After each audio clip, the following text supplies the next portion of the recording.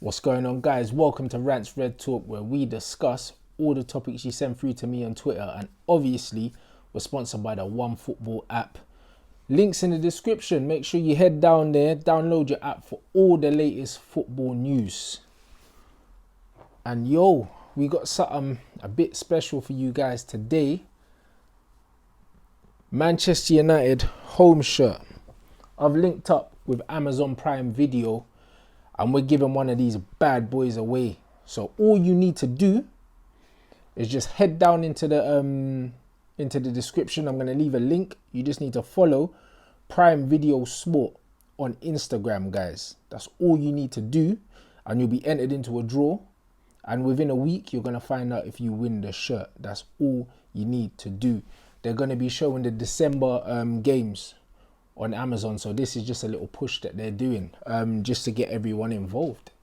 So yeah, if you want that free shirt, Manchester United home shirt, just head down into the description, follow, and then wait to see if you win. Good luck with that. So you got 2 reasons to head down to the description.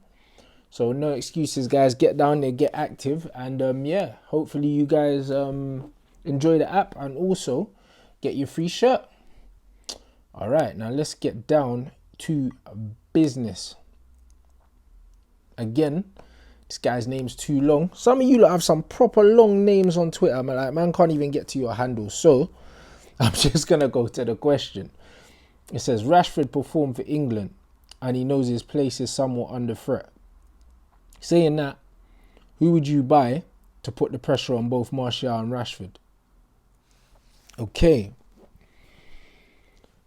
That's a tricky one because I don't feel like they need players to put them under pressure. I just believe that we need strength in depth. I do not believe that Rashford or Martial play better or play any worse, yeah, if they believe that their position's under threat. Like, I honestly don't. Like, generally in football, I just believe that that's mythical. Like, you know when people say, oh, competition for places and all of these things, but I genuinely believe that if you're good, you're just good, bruv. I don't believe that players play better because they're scared they're going to get dropped. Like, I genuinely don't believe that, bruv. I don't believe that. I think that players are just of a certain level, whether you're good or you're not good, bruv. Because there's certain players that are really, really good that definitely ain't going to get dropped here. They know they're first team players and that doesn't stop them from performing. Do you know what I'm saying? I don't think at the moment, for instance, Raheem Sterling is playing this well for England and Man City because he thinks that if he has a bad game, he's going to get dropped. I just don't believe that. I just believe that his level is his level. So I don't think that you need competition for places in every position to get the best out of a player or anything like that. I just believe that if a player's happy and a player's a quality player, he's just going to play well. So I don't think we need to buy someone to keep Rashford honest or to keep Martial honest, because I just believe in the integrity of players and I just believe that they're going to be honest anyway. We're being linked with Haaland and I'm like, yeah, that sounds good, but if we bring in Haaland, what happens? So what? We move Martial back to the left? It just don't make sense for me. I think when you look at the numbers that Martial's putting up in terms of conversion rate, he's already proven that he's one of the most clinical finishers in the Premier League. So how do you improve on that? Man think that Haaland's an improvement on Martial? I don't, personally. Like, he's playing in a system that's catered towards him scoring goals, so he's scoring goals. I think he's a different type of striker to Martial, yes. He's more of just an out-and-out striker, whereas Martial drops and links and everything like that, but I don't think he's better. So if Haaland comes in, if it means that it's at the expense of Martial playing up front and Martial gets moved to the left and Rashford gets moved to the right, then I don't want him. Like, I'm going to be honest. I'm going to be completely honest. So I don't know. I don't know about the strength in... I know about strength in depth. I don't know about competition for places is going to make these men play any better. Let me know what you think about that one. The next one is from Eston Fanfargo 6. Are people getting too excited about this run of good form and Rashi being back, when in reality we've just beat bum teams with a full strength 11. Playing against low block teams will be the biggest test, as there's I don't know what that is. Oh, as there's nowhere for pace merchants to run into against low block. Facts. That's where we've struggled as a team, and that's where Rashford struggles, and also James as well, against low block teams, because Martial can come short, but if there's nothing, there's no space in behind, then you need to be smart. You need to be a bit cute, a bit clever, innit? And if you look at the games, the games in which we have scored against teams that sit back, they tend to be set pieces. Like, they just tend to be set pieces, bruv. Like, in open play, we struggle to score against these kind of teams because, as he said, if Rashford's got no space to run into, he doesn't look the same guy. All the best bits of Rashford you're seeing right now is him facing up defenders, running at them at pace. When you've got a low block team, you don't get the opportunity to do that very frequently. So, I think that the true test of how much he's actually come on will be against teams that sit back against us, because teams that come out and give Rashford space to run into will always be in trouble. So yeah, that's a good question. However, like, there's no doubting that Rashford's on a nice bit of form now. But to say he's turned the corner, I think it's definitely too early. See how we do against Sheffield United, because Belgrade and Chelsea were both cup games. We lost to Bournemouth. So in the league, we haven't been on a run. So we've got it all to prove in the Premier League. If we go and lose to Sheffield United and Rashford puts in a bad performance, then we're almost back to square one. So we just have to see. Let me know what you think in the comments. Okay, this says Kent Masungu. Seeing as the stats say we are creating chances, could this mean that all the good work is being masked by the bad performances? Lack of consistent philosophy and an inability to convert chances.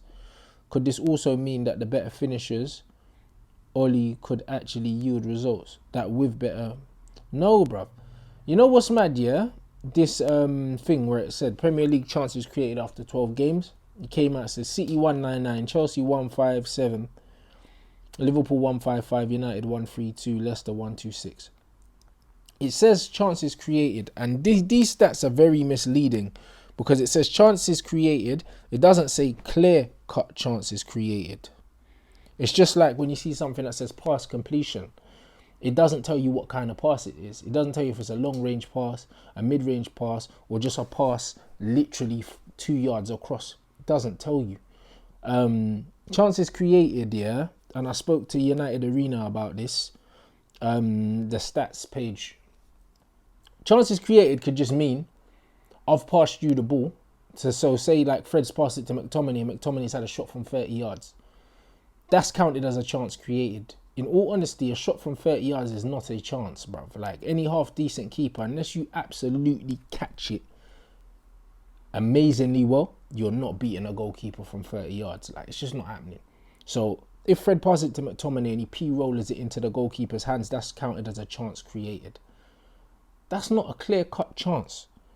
So, when we're looking at these statistics, actually, there needs to be a stat for clear-cut chances created, even if it's chances within the 18-yard box created, because then we could have a more accurate reflection of what's actually going on. But these chances created are from anywhere in the pitch. So, like, yeah, like, we know from watching Manchester United, we don't create loads and loads and loads of chances. We don't. So these stats coming out, the first thing that people should be asking themselves is what constitutes as a chance created. Is it us getting down the byline and putting a cross into like the 6-yard box or something and there's no one there to get on the end of it? Is that a chance created if there's no one there? Do you know what I mean? If you're on a quick breakaway and the winger's ahead of the play and he flashes it across the box and there's no one there because they couldn't catch up, technically that is a chance created, but it's not really a chance because there's no one in the box. Do you see what I mean? So It's a touchy one, guys. It's a touchy one. Like, when we get the actual definition of what a chance actually is and entails, then we can really know what gone. But just from actually watching it as a fan and not really going too deep into these statistics, we're definitely not like in the top 4 in the league for creating clear-cut chances. I could tell you that for free.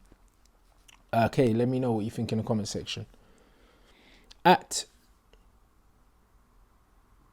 THUNES Junior, it says, rumours are that we are focusing on Haaland and Sancho for 200 mil.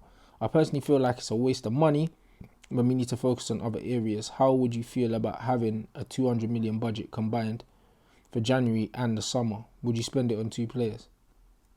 If we're combining 200 M's, yeah, over January and the summer, that's a shit amount of money to spend over 2 windows. Would I be happy on spending it on 2 players? Not really. And if I was going to spend it on two players, Haaland wouldn't be one of them. I'd rather spend it on Sancho and a centre mid. If I was gonna do that, honestly, I'd rather spend it on a midfielder that's gonna come in there and take our midfield to the next level. Because Fred's good, McTominay's good, but Pogba's world class.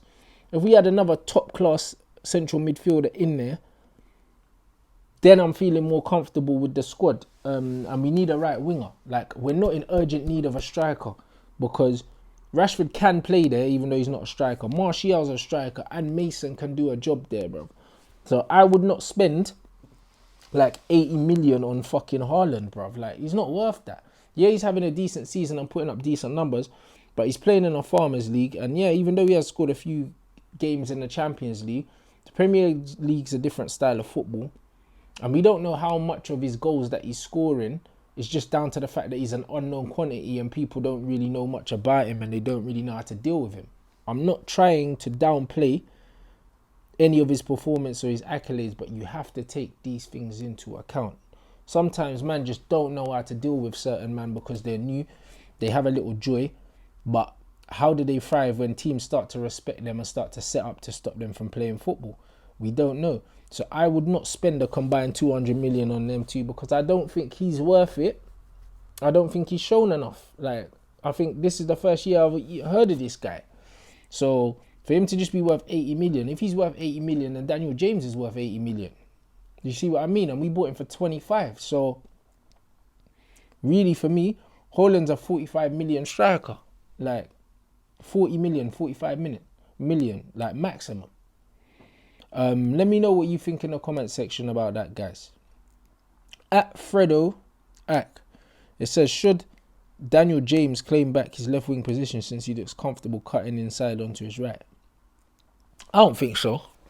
Because I think on form, Rashford has shown that left side is his best position. Also, Rashford don't look comfortable on the right. It's like he can't play there. And Daniel James plays good on the right, gets his head up and puts in crosses. So for me, by default, I just think that Marcus Rashford has to hold that left-hand side. I do like James on the left, but I just feel like Rashford can't play on the right. So James is the least senior one, so he's got to draw the short straw and play on the right-hand side. So I can't see him. While Rashford's on this form, I cannot see James getting that left side. And also, while Martial's on this form, I can't see him not playing up front, which means them two are certified. So it's either James plays right wing or he's on the bench. Let me know what you think about that, guys. Do you think... Actually, just let me know if you feel like you would play Daniel James on the left ahead of Marcus Rashford. I feel like there's not going to be many people that would. At the 4th_8, do you think Williams should carry on at left back, even if Shaw and Young are both fit? In short, yes, I do. Because I like his bravery.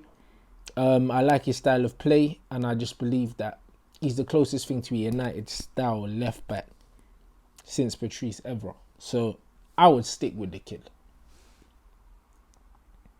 At ADITYA_7, can you predict the month in which Oli gets sacked? No, I can't, bro. Because if I could, I would have put money on it. I'm going to be real.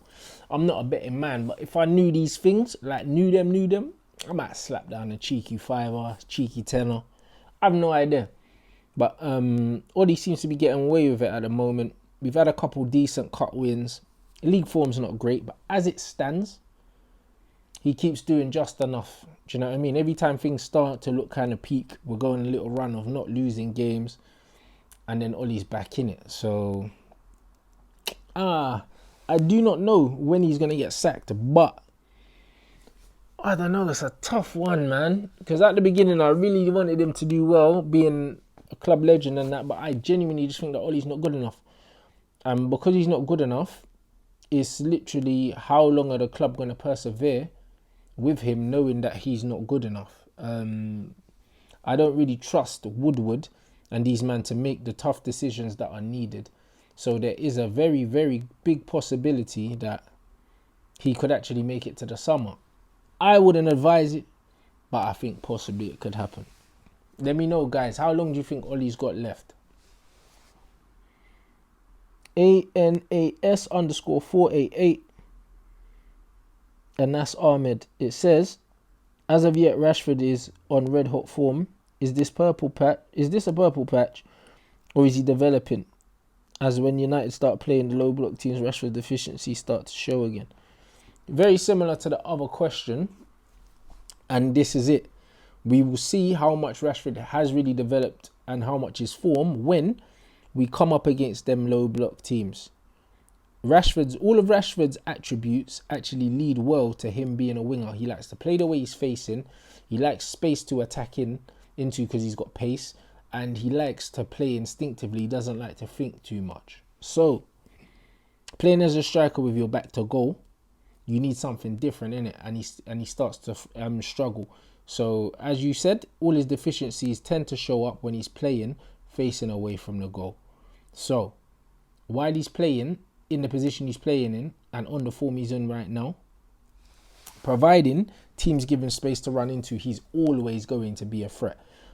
I will only start to judge him properly when it comes to breaking down teams, because I've always said it. You give Marcus Rashford space, he's going to hurt you, bro. Space to run into, because the guy's got pace, and no matter how good a defender you are, yeah, like pace is something that you just don't want to deal with.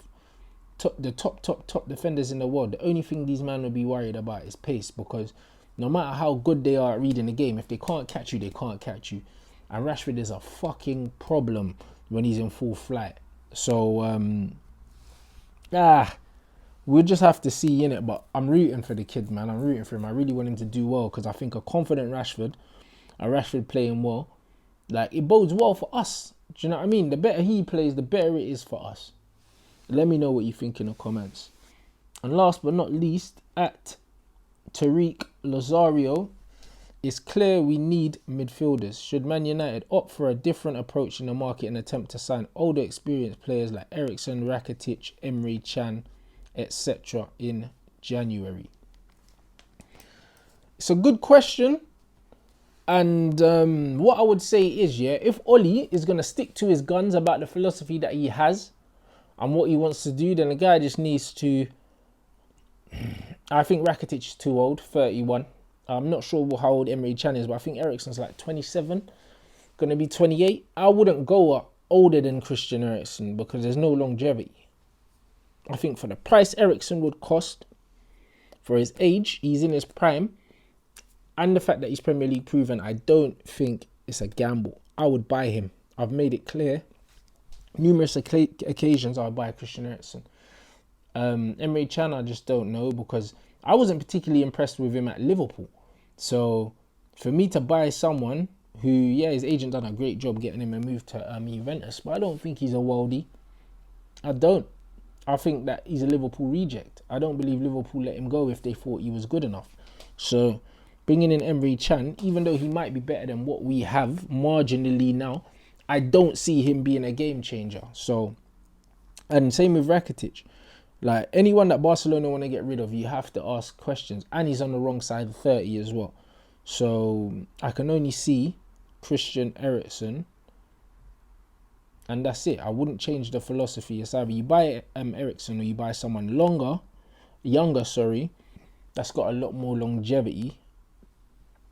And you just, yeah, you take it from there, to be honest. Let me know what you think. Would you change our policy of buying young, hungry players and bring in a more seasoned midfield player? Let me know in the comments. That was your Rants Red Talk, sponsored by the OneFootball app. Links in the description for all your football news, guys. It's been emotional as usual. And remember, also, for a chance to win your Manchester United home shirt, make sure you click the link in the description for the Amazon Prime video. Follow them on Instagram and you'll be added to a prize draw. You'll find out within a week if you won. Good luck with all of that. Make sure you smash the like button. Follow me up on the socials at Rants and Bants on Twitter and Instagram for all your trolling needs. And I'm a celebrity zone, obviously Team Ian, and the banter has started on Twitter. So you get me. If you're into that, I'll be doing watch alongs. Pretty much I'll be or tweet alongs, should I say, because I just enjoy that shit. So follow me on Twitter. And yeah, Rants. Flex and Rant show tomorrow 1:30 United stand. We did another one of them quizzes. Flex tried to catch me slipping again, so you're gonna enjoy that. Mad love for all the support. Man, will catch you. I'm gonna do total football and a Rants Red Talk, another one this week. So you got another 2 shows. Then we've got the Sheffield United post-match review to come. So still a few more things to come this week. Peace.